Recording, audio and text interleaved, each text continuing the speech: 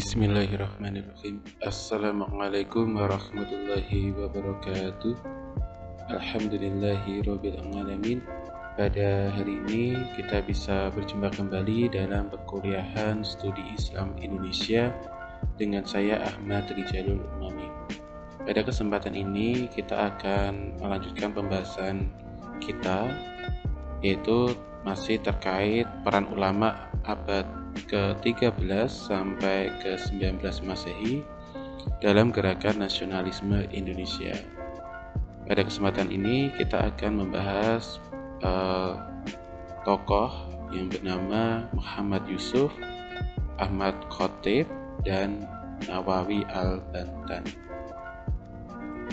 Langsung saja kita ke pembahasan yang pertama, yaitu Syekh Yusuf Al-Makassari. Dari namanya beliau sudah terlihat bahwa beliau berasal dari Sulawesi Selatan atau dari Makassar ya. Langsung kita ke pembahasan yang pertama, yaitu mengenai biodata beliau. Beliau bernama Muhammad Yusuf, nama aslinya adalah Muhammad Yusuf. Beliau lahir di Goa, Sulawesi Selatan pada tanggal 3 Juli 1626 Masehi. Beliau wafat di Afrika Selatan pada tanggal 23 Mei 1699 Masehi. Kita ke pembahasan selanjutnya, yaitu mengenai pemikiran beliau. Pemikiran yang pertama yaitu beliau menggagas bahwa manusia yang sempurna adalah manusia yang ingat pada Allah dalam segala urusannya. Jadi beliau menggagas bahwa kesempurnaannya manusia apabila seluruh aktivitasnya semuanya didasarkan hanya untuk Allah. Jadi segala urusannya harus senantiasa semuanya harus bertujuan untuk Allah. Sehingga apa? Ketika beliau dalam beraktivitas bahwa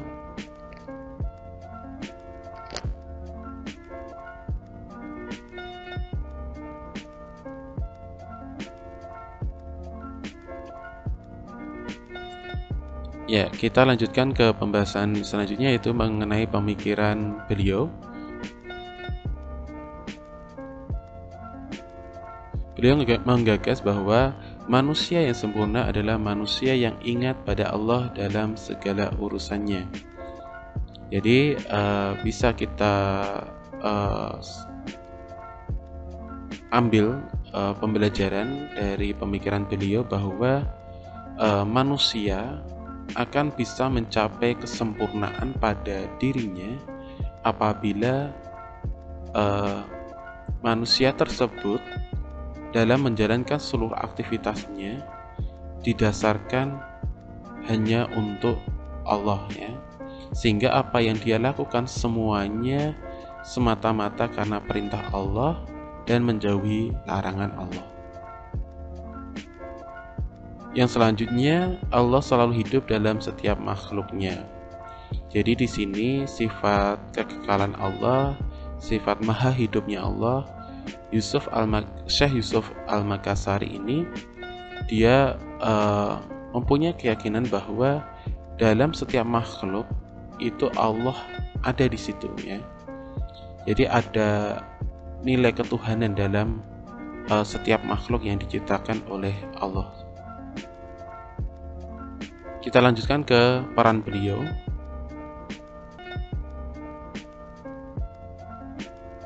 Beliau sangat gigih dalam berkelana untuk menimba ilmu agama Islam ya.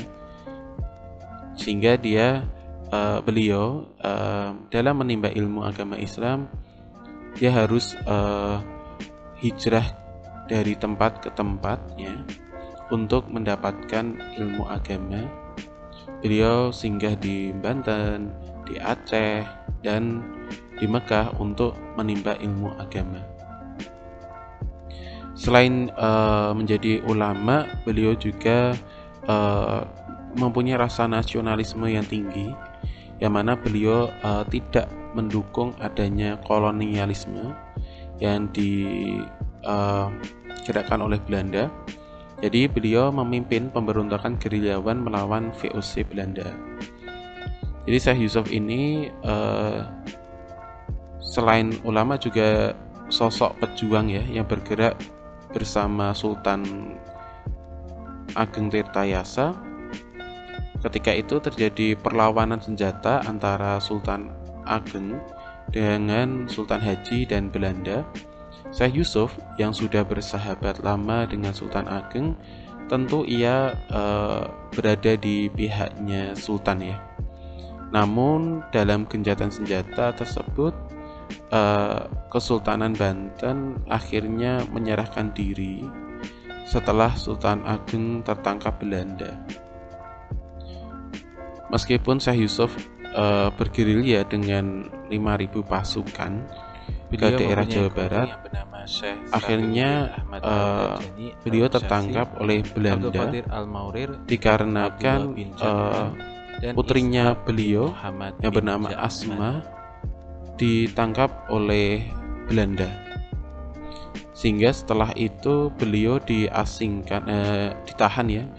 di Batavia dan Cirebon. Ketika diasingkan, beliau pun masih tetap dalam berdakwah, dalam mensiarkan ajaran agama Islam.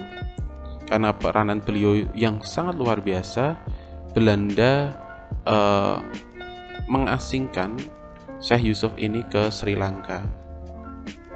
Di Sri Lanka pun beliau juga aktif dalam penyebaran ajaran agama Islam, dan Belanda pun tahu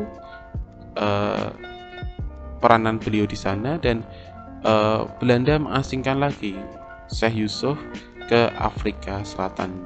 Pengasingan terakhirnya adalah di Afrika Selatan hingga wafatnya beliau.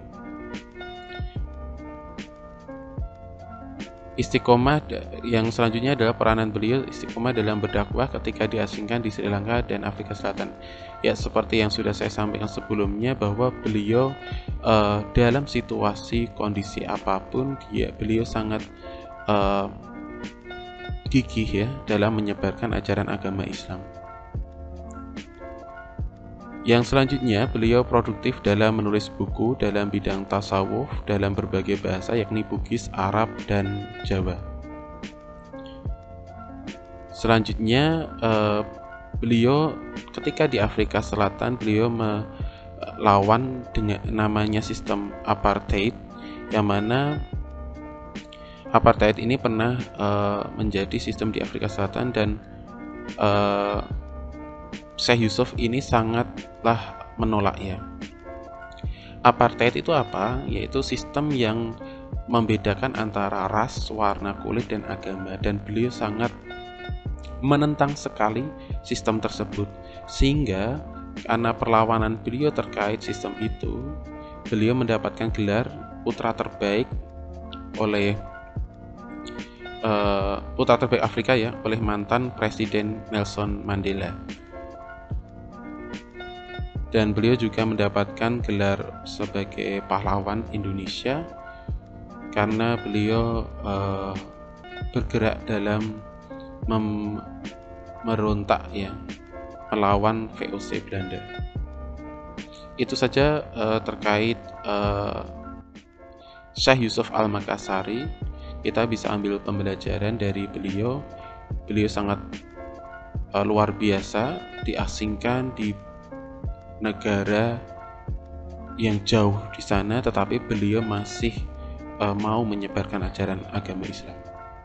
Kita lanjutkan ke pembahasan yang selanjutnya adalah Ahmad Khotib Al-Minangkabawi.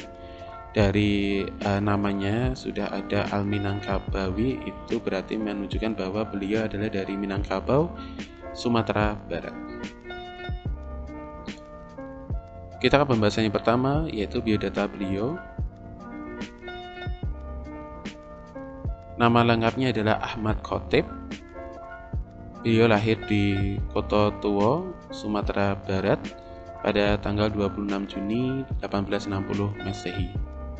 Beliau wafat di Mekah pada tanggal 8 Jumadil Awal 1334 Hijriah atau tahun 19 16 Masehi. Kita lanjutkan ke pemikiran beliau. Beliau merupakan tokoh yang luar biasa yang terbuka dalam gerakan pembaharuan pemikiran Islam.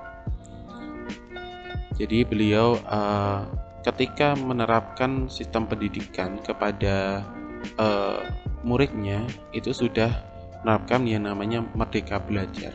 Maksudnya apa?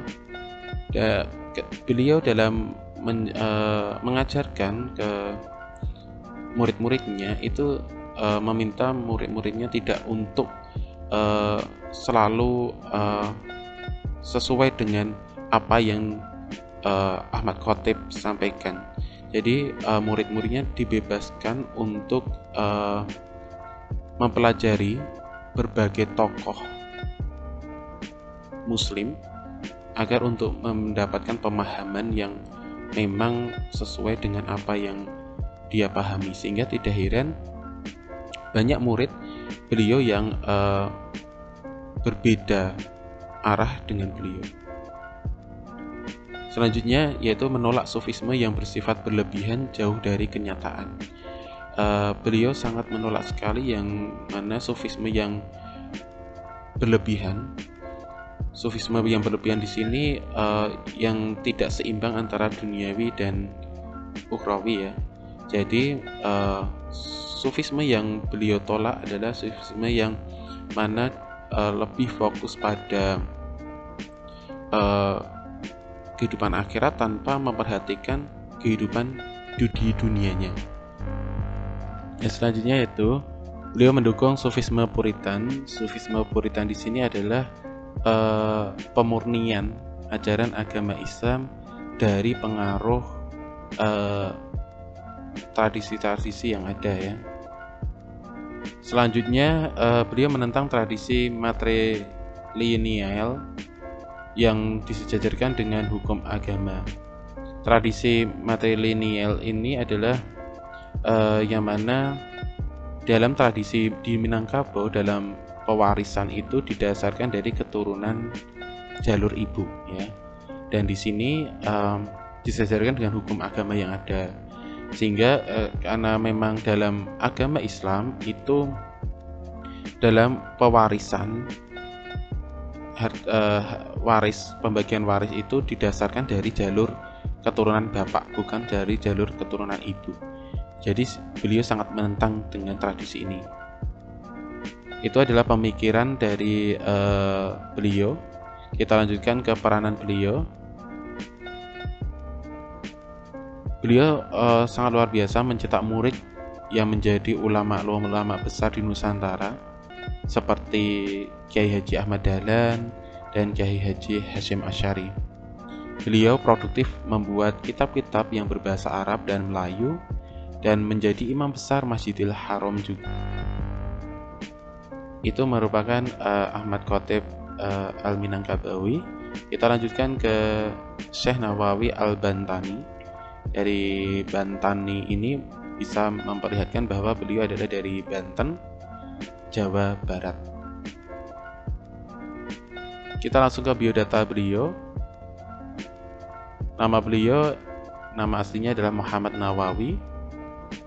Dia lahir di Tanara Serang tahun 1813 Masehi dan beliau wafat di Mekah pada tahun 1897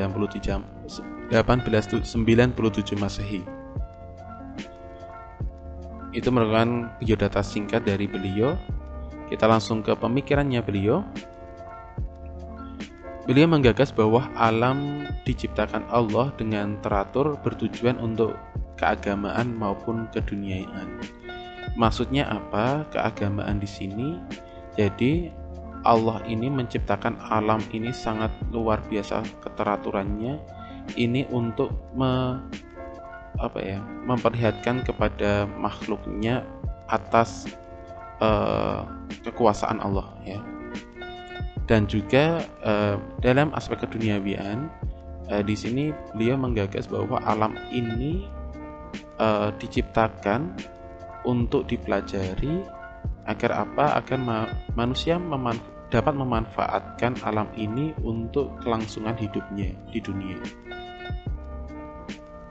Beliau juga menggagas bahwa manusia dalam mengemban amanah menjadi khalifah fil ard itu dengan ilmu atau pendidikan. Jadi beliau menggagas bahwa manusia ini adalah sebagai khalifah fil ard atau wakil Allah di muka bumi ini. Ketika dalam menjalani amanah tersebut, manusia harus melalui jalur ilmu atau pendidikan, sehingga mustahil adanya jika manusia dalam mengemban amanah menjadi khalifah fil ard ini tanpa ilmu. Sehingga beliau sangat concern sekali dengan yang namanya pendidikan.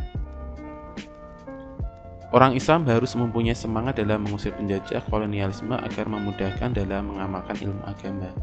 Jadi beliau juga selain dalam pemikirannya, dalam dakwahnya tentang ketuhanan, tentang Allah, tapi beliau juga concern dengan yang namanya nasionalisme ya dalam pengusiran penjajah.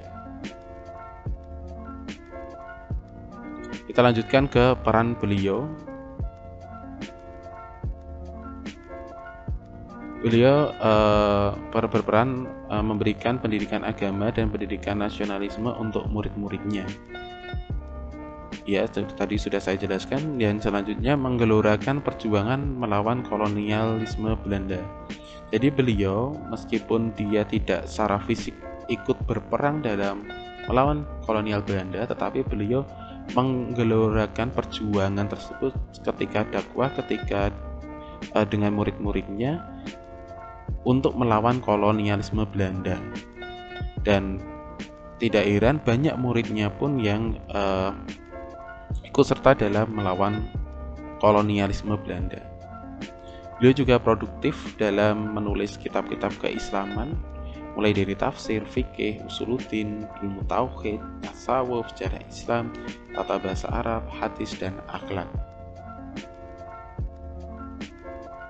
Ya, itu adalah pembahasan dari saya. Saya ucapkan terima kasih sebanyak-banyaknya. Bisa saya simpulkan dari ketiga tokoh tadi bahwa ketiga tokoh ini adalah tokoh yang luar biasa dalam menyiarkan ajaran agama Islam, dan yang perlu digarisbawahi, tokoh ini juga sangat menentang gerakan kolonialisme yang terjadi di Indonesia.